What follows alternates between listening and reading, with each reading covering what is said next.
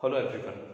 In the previous session we have discussed about the magnitude of critical radius of insulation in case of a cylinder.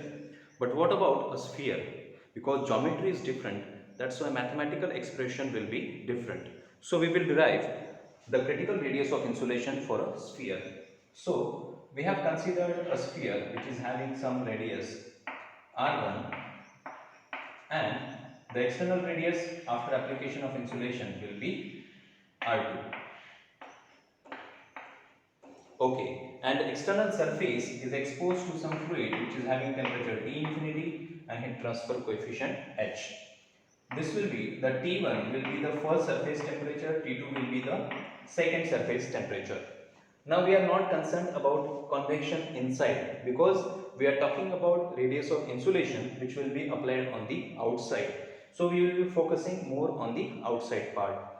So we will now construct our thermal resistance network. So it will tell us we will start from T1, then between T1 and T2, because there is solid material, so it will have some thermal conductivity, and this will be thermal resistance of sphere, and this is T1 to T2. Between T2 and T infinity, there will be the convection resistance RC. So ultimately, now we can start writing down the equation for heat transfer.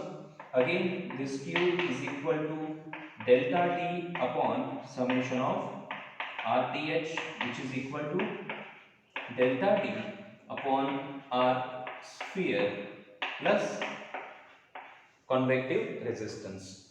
For R sphere, we already know that Q sphere is equal to 4 pi K R1 R2 delta T upon R2 minus R1. So in this case, if we keep only delta T in the numerator, everything else in the denominator, so it will be R2 minus R1 upon 4 pi K R1 R2. This is actually my thermal resistance for a sphere or conduction resistance for the spherical material.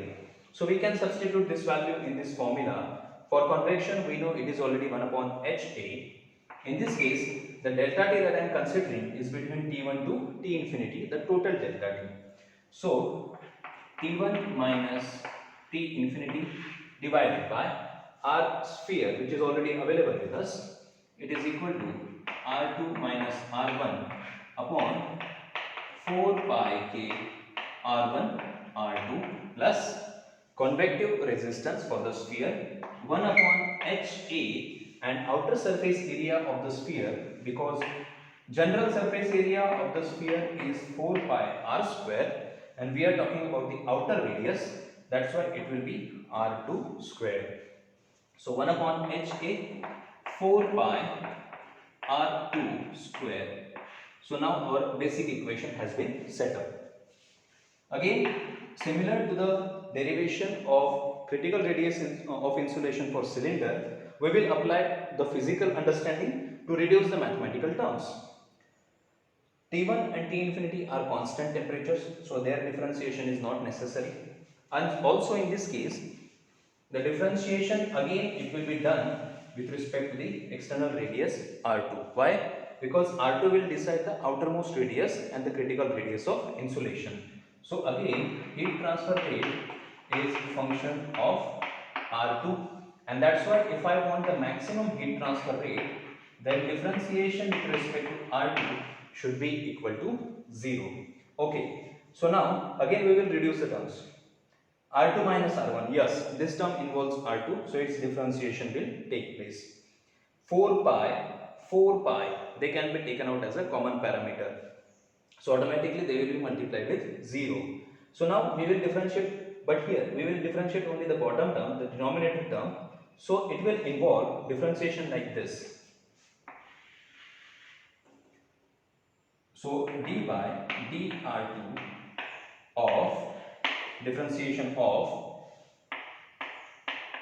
R2 minus R1 upon 4 pi already constant, K R1 R2, K R1 R2.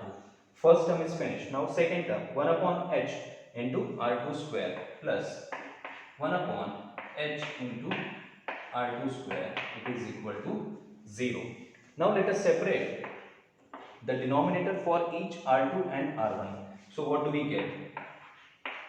d by dr2 of r2 upon k r1 r2. So r2 from numerator and r2 from denominator will be absorbed. What remains with us is only 1 upon k r1. Then minus r1 upon k r1 r2. r1 from numerator, r1 from denominator will be absorbed. So 1 upon k r2.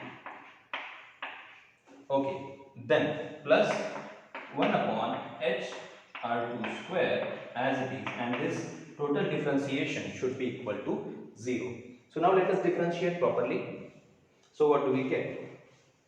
The first term does not involve any term related to R2. That's why its differentiation with respect to R2 will be exactly equal to 0.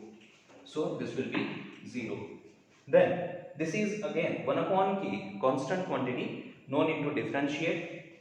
And then differentiation of 1 upon R2 with respect to R2 itself will be minus 1 upon R2 square, and that minus and this previous minus, so this will become plus 1 upon k as it is R2 square.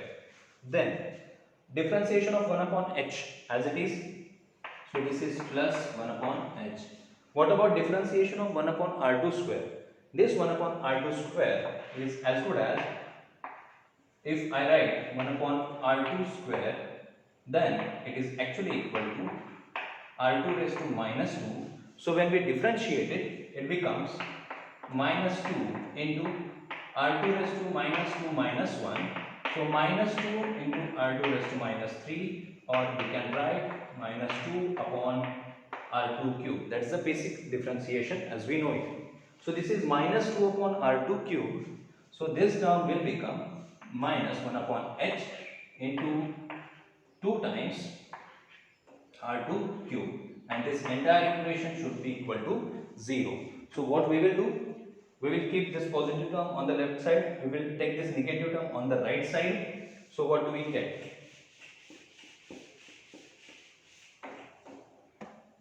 We get 1 upon